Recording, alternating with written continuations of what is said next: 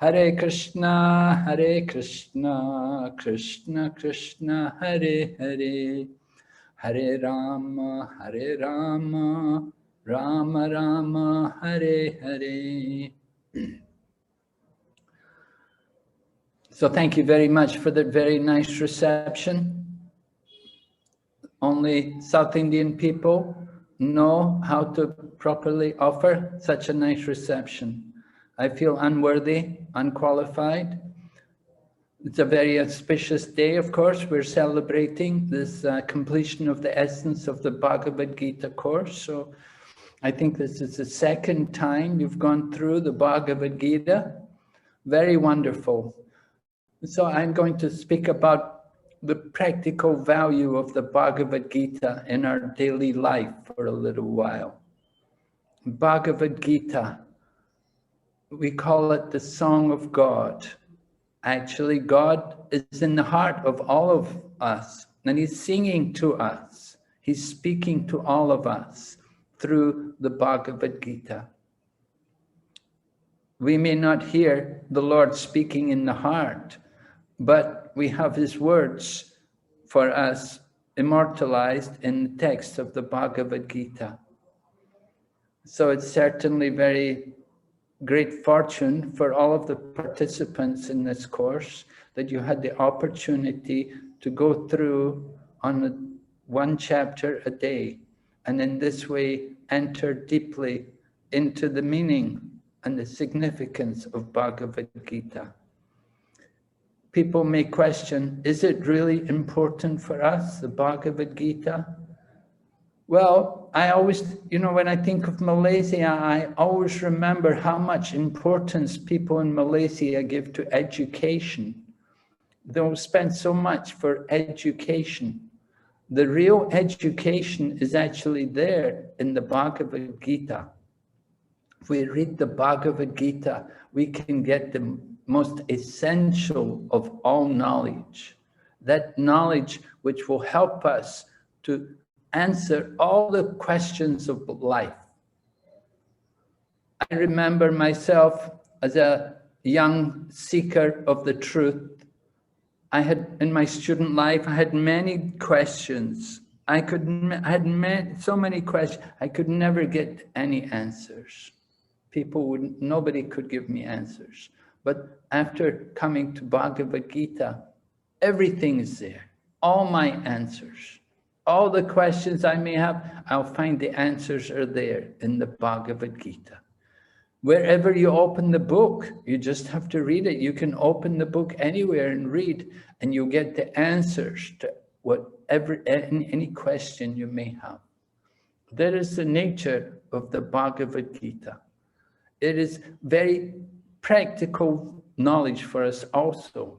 It teaches us how we should live in this world. How we should, first of all, understand our own self as a person. Because we often think of ourselves, we look at ourselves, we think, this is me, I'm the body, we see ourselves in the body. We don't actually understand our real person, the real person within, which is the soul.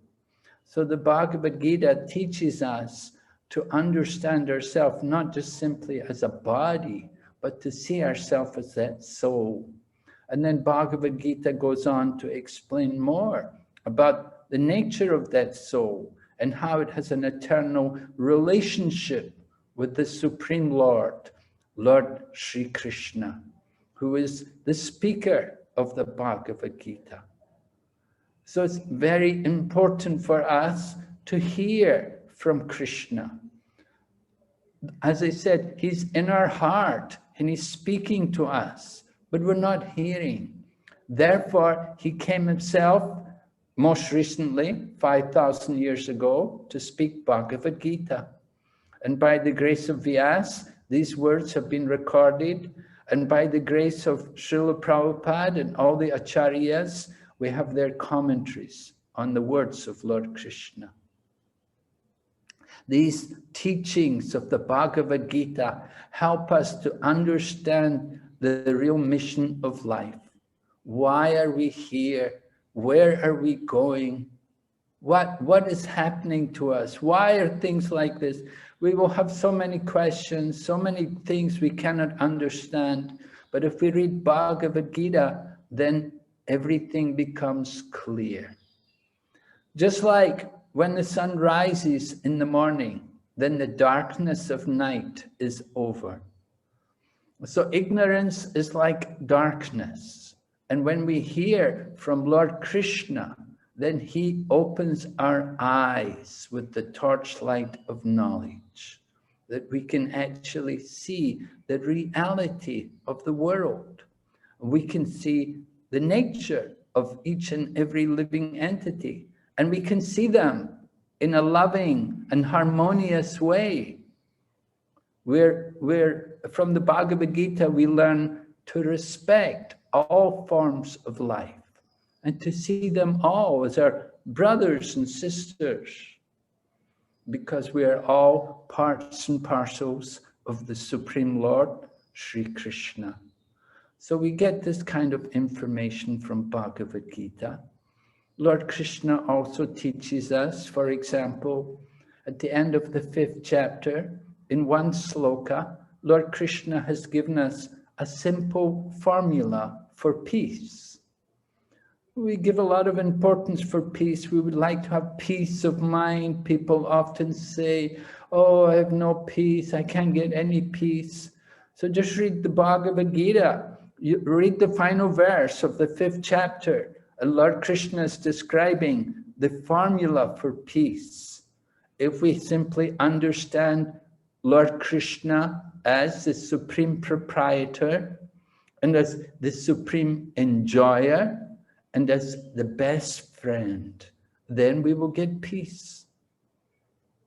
Actually, we all want to have a friend, a real friend who will be with us, who will always be with us. And that real friend is Lord Sri Krishna. In the course of our life, different friends come and go, but Lord Krishna is always with us as the Super Soul. And his words are always with us in the form of Bhagavad Gita. Therefore, we encourage the devotees, memorize some of these different verses from the Bhagavad Gita and start to say them again and again. So we try to recite 1 chapter a day. That's a good recipe for remembering Bhagavad Gita. Recite 1 chapter a day, a chapter a day. Will keep us healthy. If you can't read 1 chapter a day, then even 1 sloka a day. You can finish the Bhagavad Gita in less than 2 years.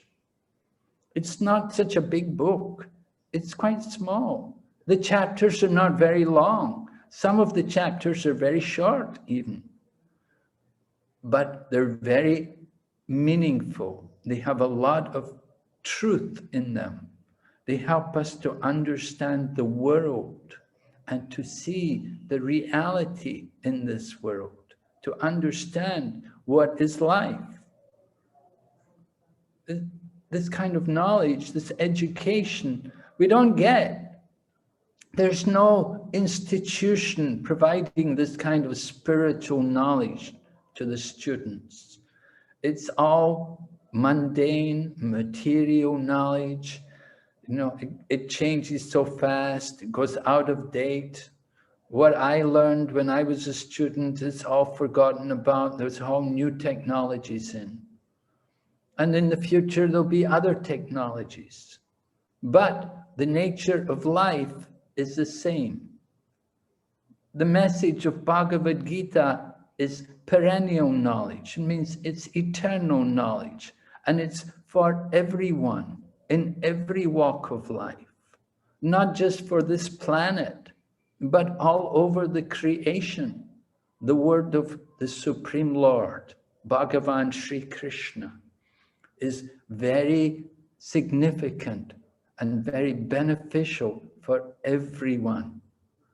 We hear it and it gives us something to think about. It helps us to cultivate that relationship with Lord Krishna As I said, he's our best friend. He's a very dear friend of all of us. And he's in our heart. He's directing us. He's trying to help us. He's inviting all of us to come closer to him. And that's why he came 5,000 years ago to speak Bhagavad Gita. So we are very fortunate to have this wonderful course, the essence of Bhagavad Gita. Everyone had an opportunity to go deeper into the message of the Bhagavad Gita and to give it more meaning. And we hope you will continue to apply this knowledge. Not just simply take part in the course, you know, like we study at school, then it's finished, we forget everything. But rather, what you've heard, what you've learned in the course of these last 2 weeks, which you've been studying, Bhagavad Gita, we want you to apply it, to take it, may put it into your life on a daily basis. Think about what Krishna said. What was Arjuna's question? How did Krishna reply? Remembering these kind of things, it's very important for all of us, very beneficial. It helps us all to come to a higher level of consciousness.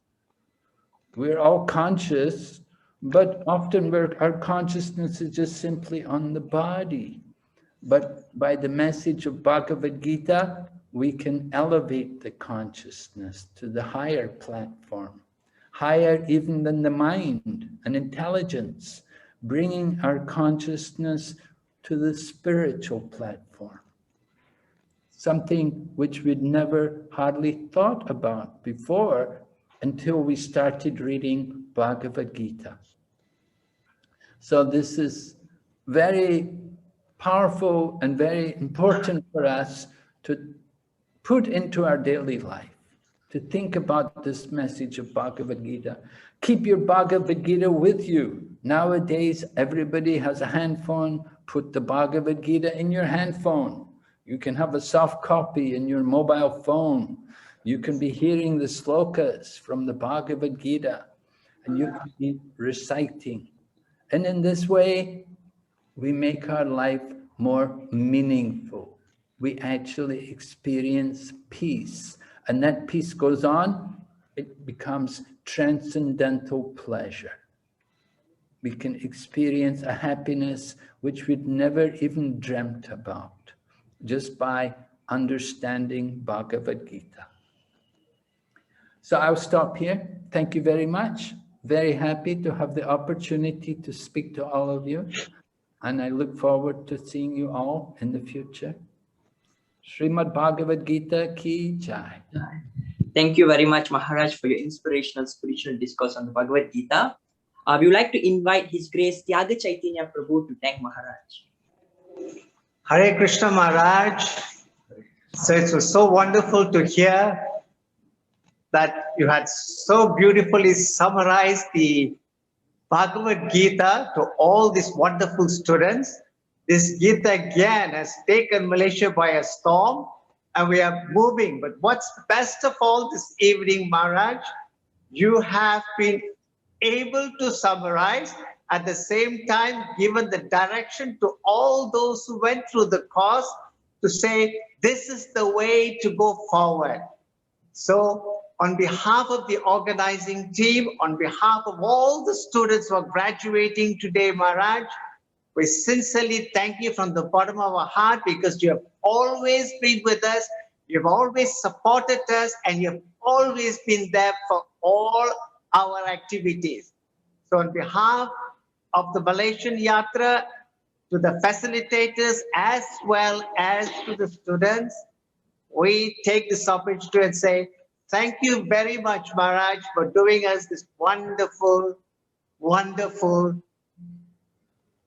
entrance into the Bhagavad Gita, and at the same time, the way forward.